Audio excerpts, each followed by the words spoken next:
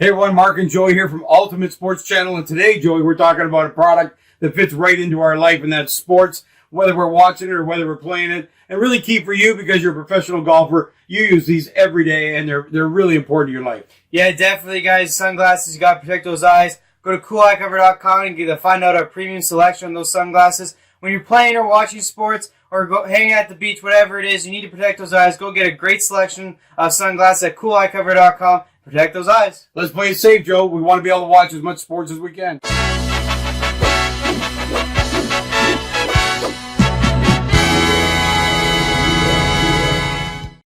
everyone, Mark and Joey here from Ultimate Sports Channel, and we want to be talking to the new people that are coming to the show every day, which is fantastic. We appreciate it. Go to the website, ultimatesportschannel.com. We got a full sports news feed every single day there. All the sports that are happening, as well as you can see where we're appearing, which is video and audio these days, and we all have all our sponsors there. So if you can do that, we really appreciate it, and supporting our sponsors is a real key for us doing the show. So we appreciate all those things. Joey, we're going to go into a new thing today because it's been working well in the NFL. We do 4 quarters of featured news in the NFL. We've been getting good feedback, so we're going to do 3 periods of featured news in the NHL as we start to move in the NHL season here. So we got 3 topics here. 1, Ken Gretzky's scoring record be beaten by Ovechkin.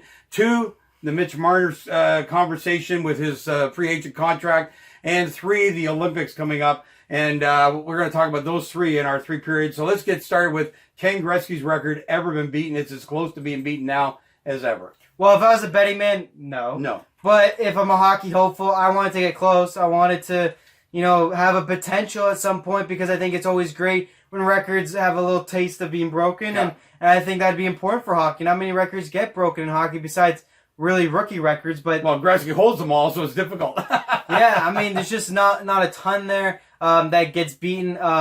So for me, yeah, I don't think it'll be done, but I see a run at it. I'd like to see Ovechkin put up a couple more 50-goal seasons. Well, 6 seasons at 50 goals. I know. So, that's so much. And I was looking at it after I watched the interview with him because they interviewed him at the NHL media camp or whatever they called that. That only one player has ever scored 50 goals over 34, and he's turning 34. So it's going to be next to impossible. However, he is probably one of the best scorers there ever has been because he's going to rely on his shot.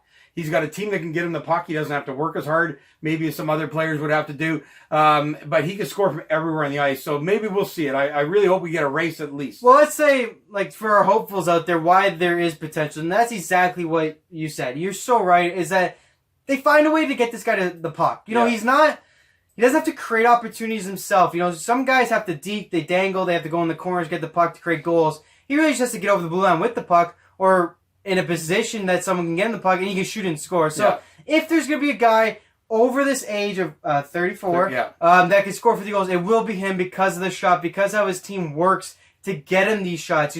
It's a team that knows that he's their scorer. So they work on that. And with the power play, too, that they got, he can easily put up 10 goals just in the power play alone. So, it's going to be interesting. I really hope Ovechkin can somehow pull out a great couple seasons here, at least make it interesting for the last couple years of his career. I don't know his plans on retiring. Usually guys have said, I'm a young retiree. I watched this interview. There was no talk of him retiring. He actually wants a shot at it the way he talked. He talked about how good it'd be for hockey to just be talking about the subject. The only retirement I see is if he drops to 20 goals a season for a couple of years. He might look at it, but if he can keep scoring at this rate, he certainly looked like he was ready to do it. But he'll only drive a 20-goal season if his health is bad. Right. If his health is not bad, I find that virtually impossible. Yeah. So, that's interesting. He might be play to 40, and if he plays the 40, then it's even more chance he'll get close enough. I still don't think he'll do it, but, no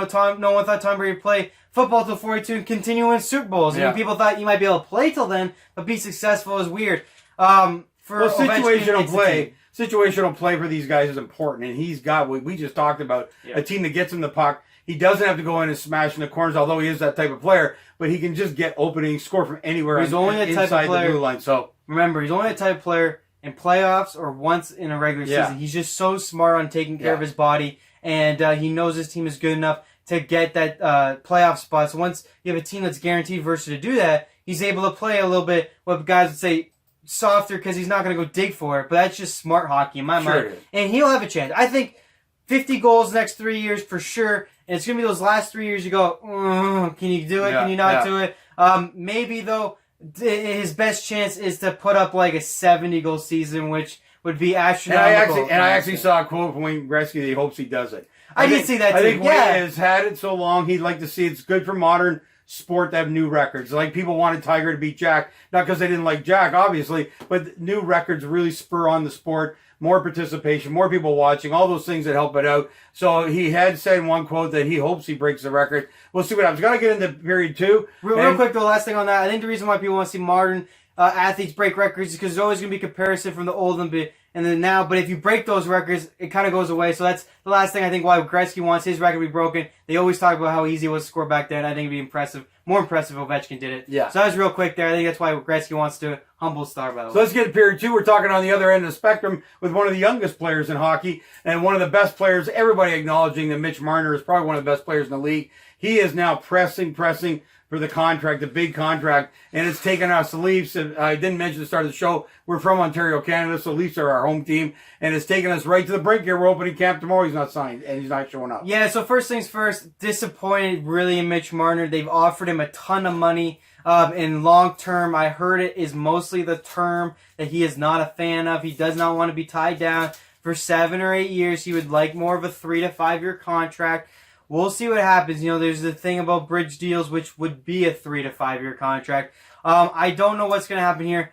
Disappointed. Let's be fair to Marner, Disappointed, though. man. I'm going to take his side on this one. He was willing to sign a contract. The Leafs completely screwed up the contract situation with Nylander last year. Completely screwed it up. And then, so you're Marner now, and you say, okay, wait, I was willing to take it, and now you're giving it to somebody else. So I'm going to say I'm the best player on this team. I want my money. I can tell you what, there's lots of teams in the NHL pay him right now. The problem is that they've had offers for that, and he's turned them all I down. know. So I don't Yep. understand, dude. He just wants the money out of Toronto. He wants to play here, but he wants the reputation. Yeah, but what cost? You know, this team cannot win cups if you and Matthews are going to take all this money. I don't see how it's possible. You want more than Austin Matthews' money. Well, they didn't bank for this. They can't do this. I mean, they could try, and that's how you bring in We're someone already in like trouble with the cap. that's how you bring in someone like Jason Spezza for $1 million. But I don't know, man. In my mind, if you're Mitch Marner, you either want to play here or you don't. And $11.5 million is right up there with Austin Matthews. Like I don't understand where he's coming from. I wish it was